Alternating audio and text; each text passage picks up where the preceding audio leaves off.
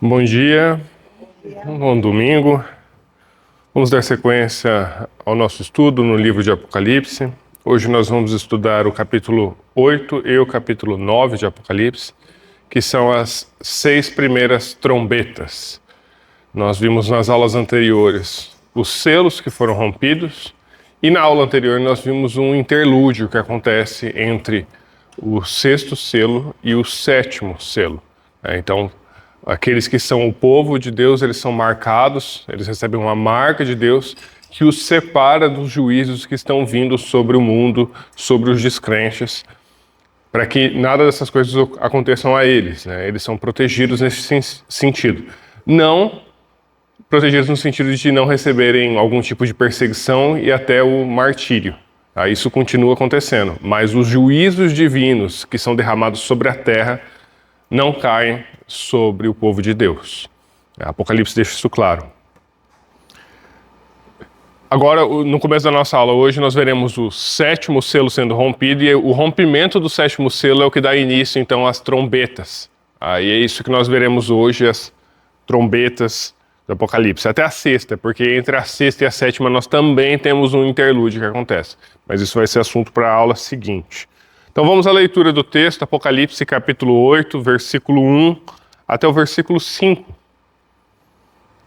Que é a introdução aqui das trombetas. O texto diz assim: Quando o cordeiro quebrou o 7º selo, houve silêncio no céu durante quase meia hora. Então vi os 7 anjos que estão em pé diante de Deus, e lhes foram dadas 7 trombetas. Veio outro anjo e ficou em pé junto ao altar, com um incensário de ouro. E lhe foi dado muito incenso para oferecê-lo com as orações de todos os santos sobre o altar de ouro que está diante do trono. E da mão do anjo subiu à presença de Deus a fumaça do incenso, com as orações dos santos. Então o anjo pegou o incensário, encheu do fogo do altar e atirou à terra. E houve trovões, vozes, relâmpagos e terremoto.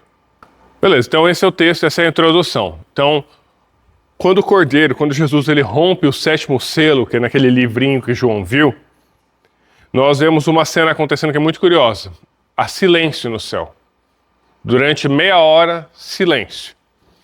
Isso é marcante porque a cena que nos era mostrada antes era de um louvor incessante. O tempo todo, aqueles 4 seres viventes, os 24 anciões e a multidão dos anjos que viviam na presença de Deus entoavam cânticos a Deus e ao Cordeiro e estavam ali constantemente fazendo isso. Então, eles faziam esse louvor constante diante de Deus, mas quando você tem o rompimento do 7º selo, silêncio. Um suspense acontece, é uma pausa dramática por aquilo que está vindo adiante.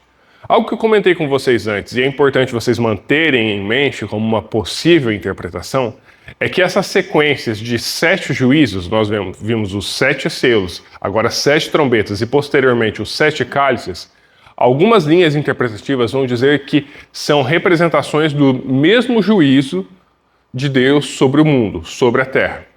Só que são contadas de perspectivas diferentes e com uma intensidade crescente. Tá? Algumas pessoas vão apontar isso. E uma das motivações para as pessoas interpretarem dessa maneira é justamente o que nós estamos vendo aqui, as 7 trombetas vindo de dentro dos 7 selos. Tá?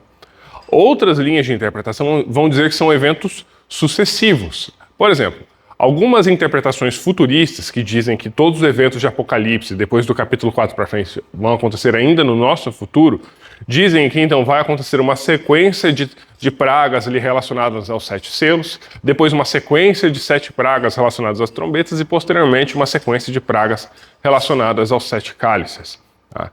Eu gosto que vocês mantenham isso em mente, porque enquanto nós estudamos, vocês podem avaliar qual linha de interpretação faz mais sentido com o que nós vemos no texto. Tá? Isso vai ser importante vocês manterem em mente para vocês verem como que essas disputas podem ir. Um último comentário dessa passagem ainda. Tá? É dito então que o anjo ele pega esse incensário com muito incenso e ele oferece ali o incenso junto com as orações dos santos no altar que está diante do trono de Deus. E ele pega então e lança isso sobre a terra. E quando ele lança, tem essa cena de trovões, vozes, relâmpagos e terremotos. Qual é a ideia aqui? Nós já vimos anteriormente que o incenso ele é um símbolo na Bíblia e lá também no tabernáculo, no templo, um símbolo para a oração dos santos. Por exemplo, olha o que o salmista escreveu no Salmo 141. Suba a tua presença, a minha oração como incenso, e seja o erguer das minhas mãos como oferenda vespertina. Então, essa ideia do incenso que sobe diante da presença de Deus, representar as orações, é uma ideia que vem desde o templo, desde o Antigo Testamento. E nós vemos que é este incenso, essa oração dos santos, que quando lançado na terra, vai justificar a justiça e o juízo de Deus vindo sobre o mundo. Isso é muito interessante porque, durante toda a história da igreja, um dos clamores que a igreja tem levantado aos céus e pedido a Deus é por justiça. Justiça contra os ímpios que perseguem a igreja. Justiça contra tanta maldade que existe nesse mundo. Justiça contra aqueles que blasfemam contra o nome de Deus. E por vezes, o que nós olhamos no mundo é que essa impiedade toda e toda essa maldade, ela passa impune. E parece que Deus não responde essa oração.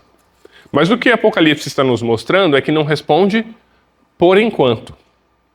Porque essas orações elas estão sendo coletadas e de uma vez só elas são lançadas sobre a terra e nós vemos os juízos vindos de Deus sobre toda a terra. Então, a interpretação aqui é que essas trombetas que nós veremos agora nesta aula, elas vêm como resposta da oração dos justos. Isso deve ser um encorajamento para que nós oremos. Nós devemos orar, sabendo que as nossas orações surtem sim efeito. Isso é o que Tiago escreveu. Muito pode, por sua eficácia, a súplica do justo.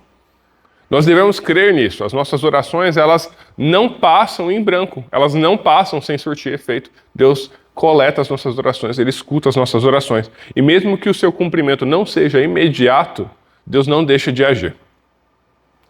Vamos manter isso em mente e vamos para a próxima passagem. Então agora vamos ler Apocalipse, capítulo 8, do versículo 6 até o versículo 13. Que vai descrever então as primeiras trombetas. Então os 7 anjos que tinham 7 trombetas se prepararam para tocar. O primeiro anjo tocou a trombeta e houve granizo e fogo misturado com sangue e foram atirados na terra. Então foi queimada a terça parte da terra. Foi queimada a terça parte das árvores e também toda a erva verde foi queimada. O segundo anjo tocou a trombeta. E uma espécie de grande montanha em chamas foi atirada no mar. Uma terça parte do mar se transformou em sangue, e morreu a terça parte das criaturas do mar, e foi destruída a terça parte das embarcações. O terceiro anjo tocou a trombeta, e uma grande estrela, queimando como uma tocha, caiu do céu sobre a terça parte dos rios e sobre as fontes das águas. O nome da estrela é Absinto. E a terça parte das águas se transformou em absinto, e muitas pessoas morreram por causa dessas águas, porque se tornaram amargas. O quarto anjo tocou a trombeta, e foi ferida a terça parte do sol, da lua e das estrelas, para que a terça parte deles escurecesse e uma terça parte do dia também da noite ficasse sem luz.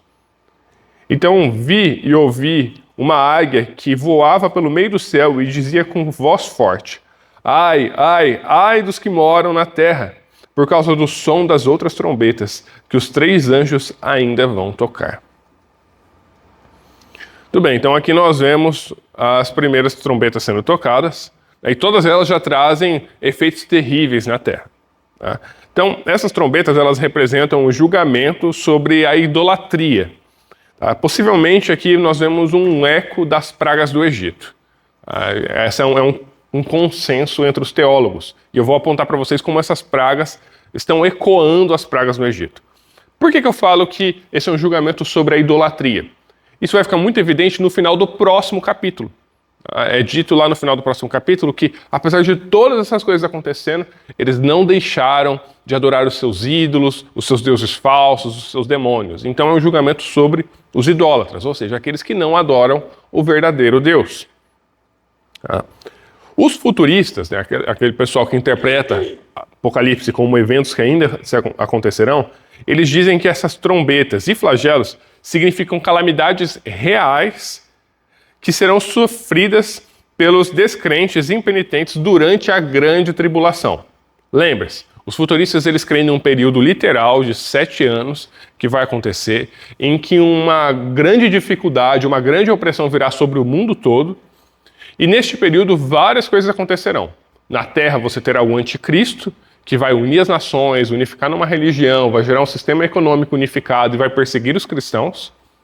E você vê da parte de Deus esses flagelos, essas pragas sendo lançadas em julgamento sobre a Terra. E ao final desse período de grande tribulação, segundo os futuristas, seria de fato a segunda vinda de Cristo, quando ele manifesta com a sua justiça e derrota o anticristo e o falso profeta.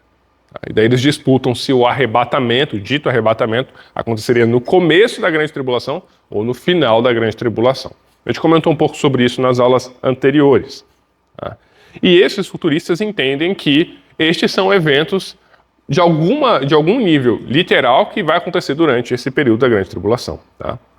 Eles vão dizer que eles podem ser tanto juízos sobrenaturais, ou seja, realmente acontecem igual aconteceu no Egito, efeitos sobrenaturais, ou então eles pensam que podem ser então acontecimentos causados pela própria humanidade, tais como, por exemplo, guerra química, biológica, nuclear e até talvez guerra digital.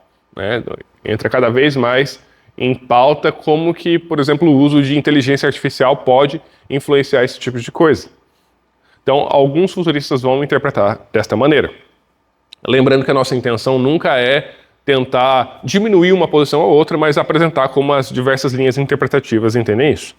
Por exemplo, os preteristas vão olhar para essas descrições e vão tentar buscar paralelos durante a história que representem de alguma maneira isso. Nós veremos alguns exemplos aqui, por exemplo, ele vai falar sobre o monte que estava em chamas e foi lançado no mar. Alguns preteristas vão dizer, olha, por exemplo, o Monte Vesúvio, na Itália, ele entrou em erupção lá no ano 79 depois de Cristo e causou uma grande devastação. E isso pode ser algo que os leitores de João mantiveram em mente quando ele leu.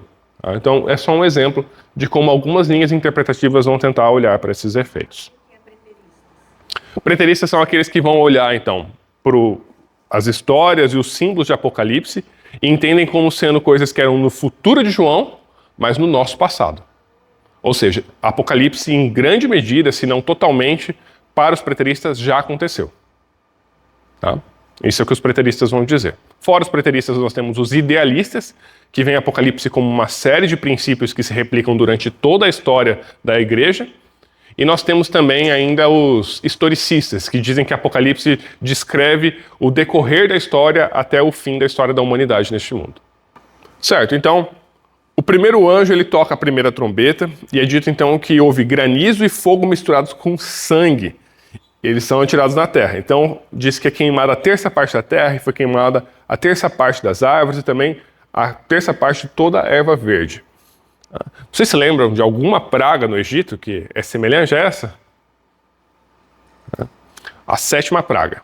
Eu vou ler para vocês. Está lá em Êxodo capítulo 9, a partir do versículo 23. O texto diz: E Moisés estendeu seu bordão para o céu, e o Senhor deu trovões e chuvas de pedras, e fogo desceu sobre a terra. E o Senhor fez cair chuva de pedras sobre a terra do Egito, de maneira que havia chuva de pedras e fogo misturado com a chuva de pedras. E foi tão grave como nunca houve em toda a terra do Egito, desde que este veio a ser uma nação. Por toda a terra do Egito, a chuva de pedras destruiu tudo o que havia no campo, tanto pessoas como animais. A chuva de pedras destruiu também todas as plantas do campo e quebrou todas as árvores do campo. Então veja, em Apocalipse nós temos essa praga, que é uma chuva de granizo com fogo, que causa uma desolação terrível, destrói tudo aquilo que não estava protegido. E essa praga que nós vemos também tem um aspecto de granizo com fogo que é destrutivo, mas não apenas em um país, mas sobre a terça parte da terra. Então este é o primeiro paralelo. Olha o segundo anjo. Ele toca uma trombeta e é dito então dessa montanha em chamas que cai sobre o mar. E ele diz que a terça parte das águas, em geral, são transformadas, então, em sangue. E também a terça parte das embarcações são destruídas. Qual praga do Egito nós vemos a transformação de água em sangue? A primeira. certo? Nós vemos o rio Nilo sendo transformado em sangue. Estou lá em Êxodo capítulo 7. Moisés e Arão fizeram como o Senhor lhes havia ordenado. Arão, levantando o bordão, feriu as águas que estavam no rio, à vista de Faraó e de seus oficiais, e toda a água do rio virou sangue. Os peixes que estavam no rio morreram, o rio cheirou mal, e os egípcios não podiam beber a água do rio, e houve sangue por toda a terra do Egito. Então, nós vemos esse efeito de água sendo transformada em sangue na primeira praga, e aqui nós vemos o mesmo acontecendo com a terça parte do mar. Essa referência da montanha em chamas, ela pode ser então, como eu já comentei, uma referência a erupções vulcânicas que aconteceram durante o primeiro século, sendo a mais famosa delas a erupção do Monte Vesúvio, na Itália, no ano 79 d.C. E essa é uma erupção bem famosa porque ela dizimou a cidade de Pompeia, que era ali perto, né? E nós temos, assim, hoje mesmo, se você visitar a cidade de Pompeia, as pessoas que foram carbonizadas por essa erupção repentina, né, essas nuvens muito quentes, elas se tornaram basicamente bonecos de cinza que estão lá até hoje. Inclusive, existem algumas notícias saindo hoje que uma biblioteca que existia naquela região, ela foi queimada, mas os pergaminhos existem até hoje. Só que como eles estão basicamente carbonizados, você não consegue abrir esses pergaminhos sem despedaçar eles. E hoje, com tecnologia de scanners e inteligência artificial, o pessoal está conseguindo abrir digitalmente esses pergaminhos e fazer a leitura dos seus conteúdos. Então, uma notícia aí só para colocar um pouco mais de contexto no que aconteceu. Então, algumas pessoas entendem que pode ser uma referência a essas erupções que aconteceram no primeiro século. Tá? Ou então pode ser uma referência àquilo que o profeta Jeremias disse que Deus faria com a Babilônia. Tá? Lá em Jeremias, capítulo 52, é dito: Eis que sou contra você, ó montanha destruidora, que destrói toda a terra, diz o Senhor. Estenderei a mão contra você, farei com que role do alto das rochas e se transforme em monte queimado. Lembrando que Jeremias, ele foi o profeta que estava ali em Jerusalém na época que Jerusalém estava sendo sitiada e destruída pela Babilônia, né, quando basicamente os judeus são levados para o cativeiro na Babilônia. Então Deus utiliza a Babilônia como sendo a nação que traria esse juízo, esse castigo sobre Israel, mas no próprio livro de Jeremias é profetizado um castigo para a Babilônia. E aqui nós vemos esse castigo utilizando esse símbolo do monte que é queimado. Então, estes são dois símbolos aqui. Também é dito sobre a destruição das embarcações. Isso era especialmente impactante para Roma antiga. Muito dos comércios de grãos e também do escoamento de grãos acontecia pelas navegações no mar Mediterrâneo. A maior parte da produção de alimentos que alimentava todo o Império Romano acontecia no Egito, nas margens do rio Nilo. Aquela é uma das terras mais férteis do mundo. E boa parte dos alimentos que se espalhavam por todo o Império vinha de lá. Só que para esses grãos chegarem para todo o Império, era necessário que os barcos pudessem carregar esses grãos. Um exemplo de um barco desse aparecendo na história bíblica é a história de quando Paulo está indo na direção de Roma. Aquele barco é um destes barcos que carregavam grãos e que eventualmente chegariam a Roma. Então, isso era algo bem impactante, perder tanto barco assim seria algo terrível para Roma. Então isso aí fortalece um pouco a ideia preterista. Vamos para o terceiro anjo, terceira trombeta. Ele diz então que ele toca uma trombeta e uma grande estrela chamada Absinto cai do céu e torna as águas amargas. As pessoas não conseguiam beber dessa água e elas morreram. Aqui nós temos um paralelo novamente com a primeira praga. Nós acabamos de ler que quando Arão feriu as águas do rio Nilo e eles se transformaram em sangue, os egípcios não tinham água para beber, porque toda a água do Egito foi transformada em sangue. Isso é muito curioso. E daí esse foi um problema muito sério. Os egípcios tiveram que cavar então buracos na praia do rio para que então conseguissem alguma água que desse para beber. Mas aqui, nessa praga que está acontecendo com o terceiro anjo, não existe. A água ficou amarga e eles não conseguem beber. O que é absinto? A absinto é uma erva com sabor muito amargo, que simboliza aqui, neste caso, julgamento e dor. E esse absinto aqui, os futuristas, eles vão interpretar como sendo uma espécie de um meteoro que cai na Terra e causa esses efeitos prejudiciais. Essa é a leitura que eles vão fazer. Essa linguagem para águas amargas, vocês vão se lembrar que ela também acontece em Êxodo. Depois que o povo de Israel atravessa o Mar Vermelho e eles estão peregrinando pelo deserto, uma das primeiras paradas que eles fazem é num lugar que eles vão chamar depois de Mara. E esse lugar é um lugar que tem fontes de água, só que quando eles chegam para beber, eles descobrem que as águas são amargas. Tá? Amargas. E justamente por isso eles chamam o lugar de Mara, que significa amargo. Tá? Então esse símbolo de águas amargas tem a ver com uma água que não é potável. Então essa é a ideia então, da terceira trombeta. Águas potáveis sendo transformadas, sendo destruídas aqui. O quarto anjo, então, ele toca a sua trombeta e então é ferida a terça parte do sol, da lua e das estrelas. Tá? E também vai ficar, então, 1/3 do dia vai ficar escuro e 1/3 da noite vai ficar escuro também. A nona praga no Egito foi justamente uma praga de escuridão. Né? Então, a gente vê lá em Êxodo. Então o Senhor disse a Moisés, estenda a mão para o céu e virão trevas sobre a terra do Egito, trevas que se possam apalpar.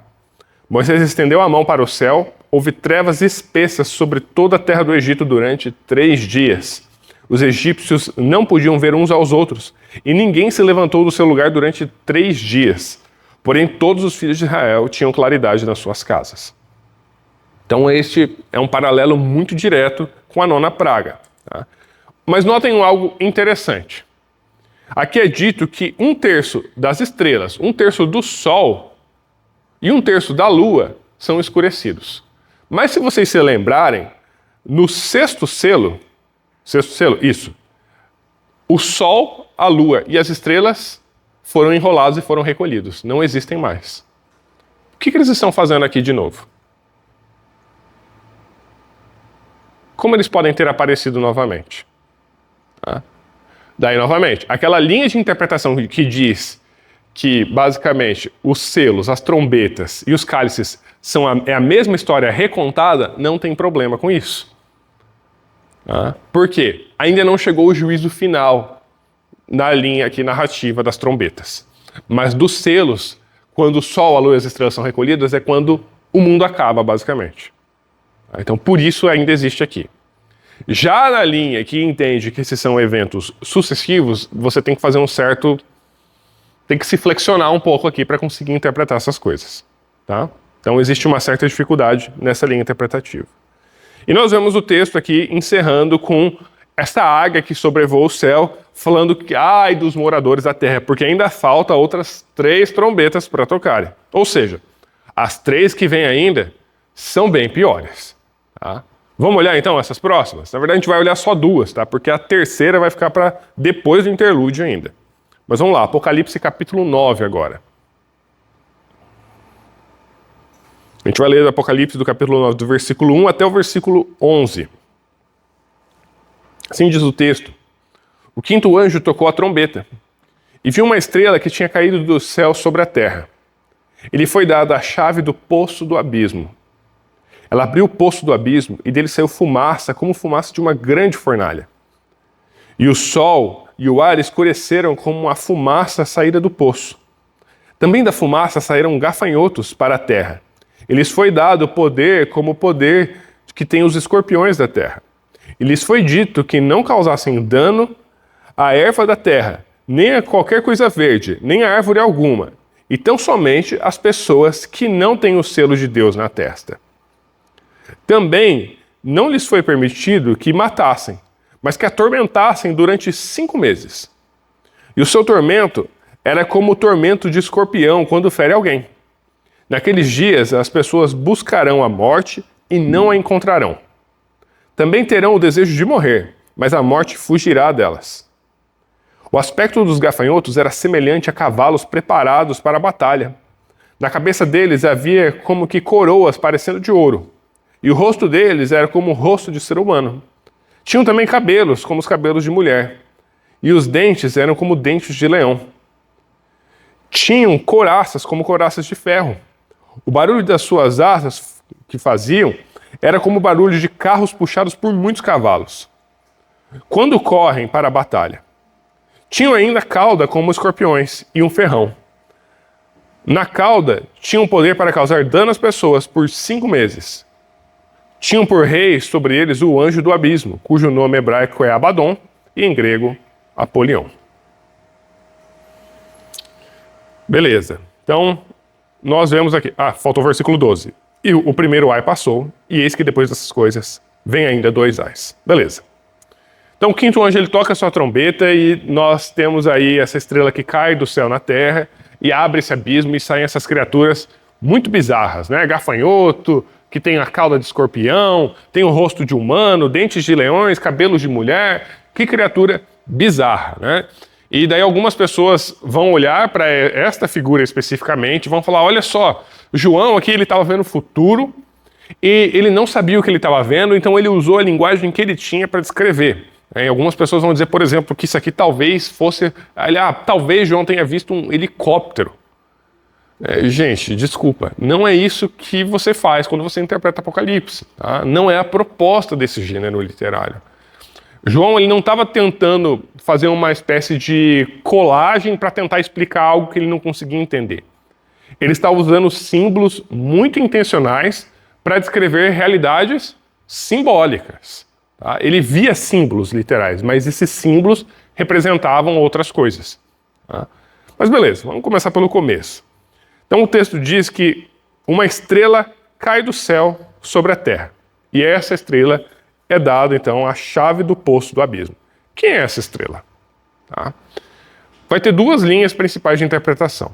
Tá? Uma linha vai dizer que essa estrela que cai do céu é simplesmente um anjo, um emissário de Deus que vem para cumprir esse juízo. Algumas pessoas vão dizer isso. Mas a maior parte dos teólogos vai concordar que essa estrela é Satanás. Tá? Satanás é essa estrela. E essa ideia ela é fortificada por 2 outras passagens da Bíblia. Uma é que Jesus diz que ele viu Satanás cair como um relâmpago do céu.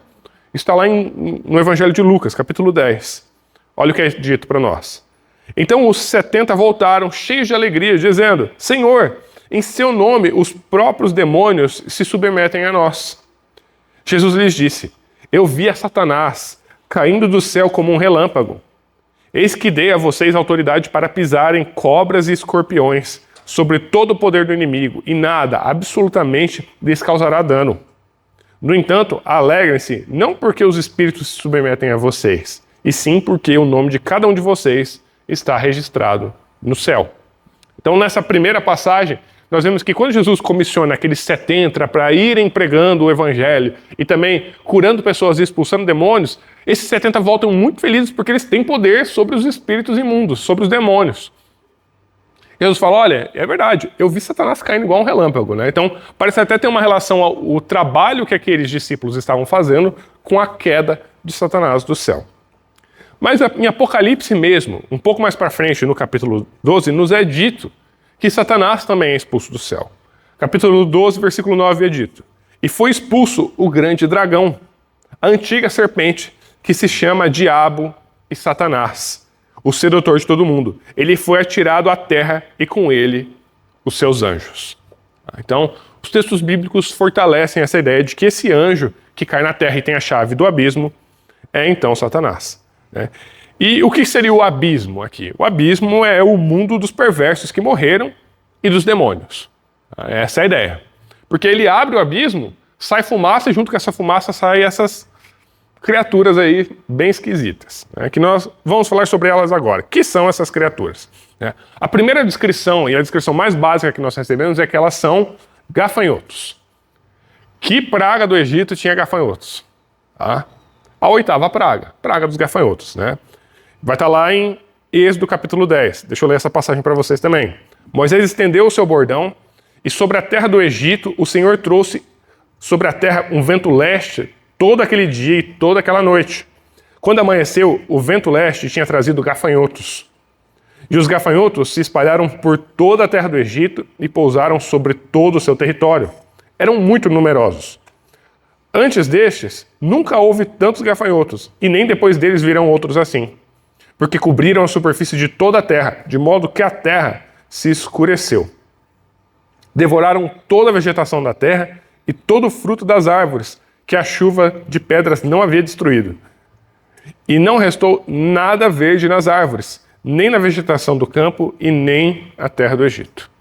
Então, essa praga dos gafanhotos no Egito, ela trouxe uma devastação específica sobre as lavouras e sobre as colheitas. Tudo verde foi destruído, né? Toda a plantação, toda a agricultura, que era o que fortalecia tanto a economia do Egito. Mas os gafanhotos de Apocalipse é justamente o contrário. Eles não tocam nada verde. O texto diz isso especificamente para nós. Nada de verde foi tocado para eles. O que eles tocam? Pessoas. Mais especificamente, aqueles que não receberam a marca de Deus na sua testa. Os descrentes, os ímpios. Esses são tocados por ele, né? E qual é o trabalho deles? Eles têm esse trabalho de atormentar essas pessoas, de trazer grande sofrimento para eles, mas eles também não matam as pessoas e nem deixam que as pessoas se matem. Ninguém morre durante esse tormento, que dura 5 meses, mesmo querendo. As pessoas desejam profundamente morrer por causa dessa dor e do sofrimento causado, mas não morrem, não podem morrer. É um tempo prolongado de sofrimento ali, 5 meses, que é um tempo definido e limitado. Tá? E daí nós temos ali algumas características bem bizarras, né, que nós já descrevemos aqui. Quando você olha essas descrições desses gafanhotos, a cauda de escorpião, rosto humano, dente de leão, cabelo de mulher, coroa de ouro, você não deve olhar essas coisas e tentar construir uma criatura fantástica com essas características. Não é essa a ideia do texto. Não é uma descrição física desses seres. É uma descrição ideológica, uma descrição de características e de aspectos de como esses seres funcionam. Tá? Então você vai ter ali, a cauda de escorpião representa a capacidade de gerar sofrimento. O rosto humano vai representar a capacidade de compreender as coisas, a inteligência. O dente de leão vai representar a ferocidade que esses animais têm. O cabelo de mulher pode representar, de repente, alguma sedução, e a coroa sempre representa a autoridade recebida. Então veja, são símbolos visuais, mas o significado não é físico. Não é a aparência dessas criaturas. Não é essa a ideia. Se você interpretar assim, você está falhando na leitura de Apocalipse. Tá? Não é essa a ideia. E como gafanhotos, que é a imagem mais básica, eles são devoradores, destruidores. Então essa é a característica deles. Então, essa aqui é a praga dos gafanhotos que nós vemos aqui acontecendo. Tá? E o que eles representam? O que seriam então esses gafanhotos? Tá? Tem algumas possibilidades. A possibilidade mais básica levantada é que sejam demônios de fato. Tá? Que seriam demônios que vêm para atormentar as pessoas. Essa é uma linha que é muito utilizada por futuristas, mas também pode ser utilizada por outras linhas interpretativas. A ideia é que os mesmos demônios que as pessoas adoram em suas idolatrias são os demônios que atormentam essas pessoas. Tá? Essa é uma ideia básica que é utilizada aqui no texto. Outra possibilidade é então que eles representem forças inimigas de Roma. Tá? E vai ter, claro, pessoas que vão tentar uma interpretação um pouco mais literal, mas como nós vimos, não combina tanto com a proposta desse gênero literário. Por fim, antes da gente passar para a próxima passagem, é dito que tem um rei sobre eles, tá? Que é o anjo do abismo. E é dito que o nome dele é Abaddon, em hebraico, e Apolion, em grego. Tá? Tanto em hebraico quanto em grego, essas palavras elas têm uma conexão com a palavra destruição, que, como nós vimos, está relacionado com o símbolo do gafanhoto. Tá? Então faz sentido, muito sentido isso. Mas a palavra Apolion, ela pode estar relacionada com a divindade romana conhecida como Apolo, que é justamente o deus da pestilência.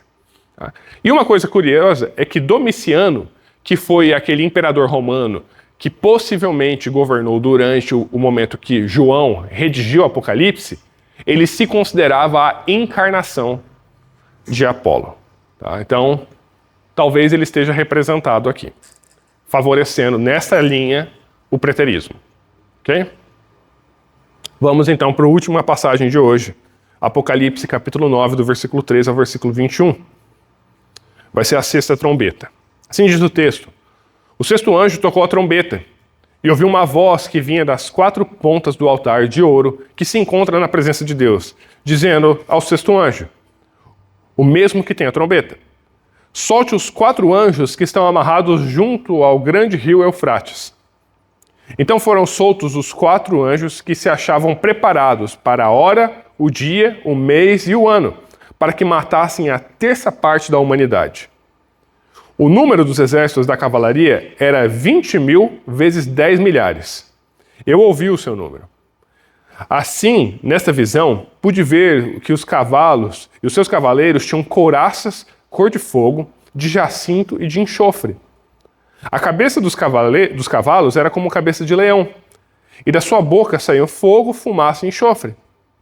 Por meio destes 3 flagelos, a saber, pelo fogo, pela fumaça e pelo enxofre que saíam da boca dos cavalos, foi morta a 1/3 da humanidade, pois a força dos cavalos estava na boca e na cauda deles. As caudas deles eram semelhantes a serpentes, com cabeças e com elas causavam dano. O resto da humanidade, isto é, aqueles que não foram mortos por estes flagelos, não se arrependeu das obras das suas mãos. Eles não deixaram de adorar os demônios e os ídolos de ouro, de prata, de bronze, de pedra e de madeira, que não podem ver, nem ouvir, nem andar. Também não se arrependeram dos seus homicídios, nem de suas feitiçarias, nem da sua imoralidade sexual e nem dos seus furtos. Beleza. 6º anjo toca a sua trombeta aqui. E nós vemos então essa cena falando que é libertado então esses anjos ali, né? Bem, a voz que faz isso é uma voz que vem dos 4 cantos do altar. O altar ele tinha como se fossem esses chifres de ouro nas suas 4 pontas. Lembrando que tinha 2 altares no tabernáculo, tá? Um altar onde era queimado o sacrifício e um altar dentro do santuário onde era queimado o incenso, que como nós vimos, representa a oração dos santos. E aqui são justamente as orações dos santos que estão ocasionando esses juízos sobre o mundo. E daí a voz diz que os 4 anjos que estão amarrados junto ao grande rio Eufrates devem ser libertos. Tá? Olha só, o Eufrates, esse grande rio que fica na Mesopotâmia, e atualmente passa pelo Iraque, passa pelo Irã, né, e vai ali desembocar no Golfo Pérsico. No mundo antigo lá, era de onde vieram, por exemplo, a Assíria e a Babilônia, que foram os grandes captores de Israel e de Judá. Tá? Foram 2 povos terríveis para o povo de Deus no passado. Tá? Fora isso, nos dias de João, o Eufrates ele definia basicamente o limite do Império Romano. Depois do Eufrates, eram os bárbaros, os povos que não estavam debaixo da civilização romana e que ameaçavam a existência do Império Romano. Então veja, o rio Eufrates representa aquilo que conserva distante o caos e a violência desenfreada. O rio Eufrates é essa barreira.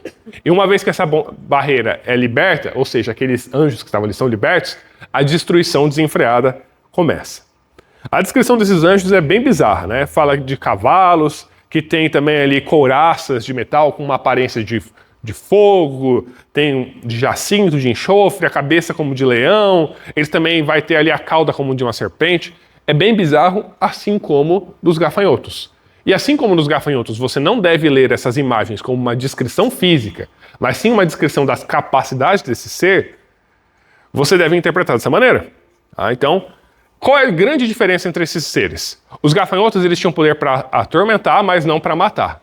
Já esse aqui, ele tem poder para matar. E matar muita gente mesmo. Tá? Qual é o possível paralelo com praga do Egito aqui? A 10ª praga. Né? A 10ª praga que nós temos, então, o anjo da morte que vem e colhe, então, a vida dos primogênitos que estão em casas que não estão marcadas com o selo do cordeiro. Tá? Com o sangue do cordeiro. Aqui esses seres também, aqui eles vêm e eles coletam as vidas daqueles que não estão marcados com o selo de Deus na sua testa. Então tem esse paralelo aqui bem marcante também. Tá? O número aqui é dito que é 20 mil vezes 10 mil, né? A gente está falando de 200 milhões. Então é um exército muito grande mesmo. Esse número ele é significativo porque ele é exatamente 1000 vezes o tamanho do exército de Roma. Tá? Isso aqui representaria para os romanos o poder desse inimigo que vem para destruir eles. Ou seja, não existe como vocês escaparem. Vocês não têm exército suficiente para vencer eles. Então representa uma destruição e uma morte sem precedentes, um derramamento de sangue muito grande e um grande poder para fazer essas coisas. Novamente, algumas pessoas vão interpretar isso aqui como sendo, de repente, seres espirituais, demônios que vêm para causar essa morte, e outros vão entender isso aqui como uma representação de alguns, talvez, conflitos militares que causem morte em grande escala na Terra. Tá? Então fica essas possibilidades de interpretação. Mas o que por fim nos é dito é que o resto da humanidade, ou seja, aqueles que sobreviveram a essas coisas, não se arrepende. eles veem todos esses sinais de Deus. Eles veem todas essas pragas. Eles veem toda essa carnificina e toda essa destruição e eles não se arrependem. Parece até Faraó. Faraó via todas essas coisas. Num primeiro momento ele chamava Moisés e falava: Moisés, ore a Deus e peça para que essas pragas parem. Ele falava: eu pequei, para com isso, né? E quando isso acontecia, o texto diz que o seu coração voltava a endurecer e ele voltava ao pecado. E não deixava o povo de Israel ir. Aqui nos é dito que o povo que passou por todas essas coisas não se arrependia dos seus pecados, não se arrependia da sua idolatria, não se arrependia do seu culto aos demônios. Eles continuaram nisso. Tá? Isso nos mostra que eles preferiram rejeitar a Cristo e seguir Satanás. Isso demonstra a depravação total dos pecadores que preferem adorar os seus ídolos e os seus falsos deuses. Bem, o que nós estamos vendo aqui é algo que acontece semelhante no Egito. Tá? No Egito, muitos dos egípcios, na verdade, eles creram em Deus. Quando nós lemos o relato em Êxodo, é dito que muitos egípcios foram junto com o povo de Israel e seguiram junto com eles. Inclusive, algumas dessas pessoas vão dar problema depois, lá durante a peregrinação no deserto. Não é dito que todos eles, mas era um convite a todos que crescem em Deus para que fosse com o povo de Israel. E aqui em Apocalipse, nós vemos que essa não é uma destruição total, é apenas 1/3 que é destruído. Não é uma praga para destruição completa. Ou seja, mesmo estas pragas, mesmo essas dores, mesmo essa destruição, é uma oportunidade que Deus dá para o arrependimento dessas pessoas. Ainda é um momento de graça. Ainda é um momento de arrependimento. Ainda existe a oportunidade de as pessoas abandonarem os seus falsos ídolos e se voltarem para o verdadeiro Deus. Mas elas escolhem não fazer isso. E porque elas estão obstinadas no seu erro, a destruição completa e o juízo eterno sobre elas é completamente justificado.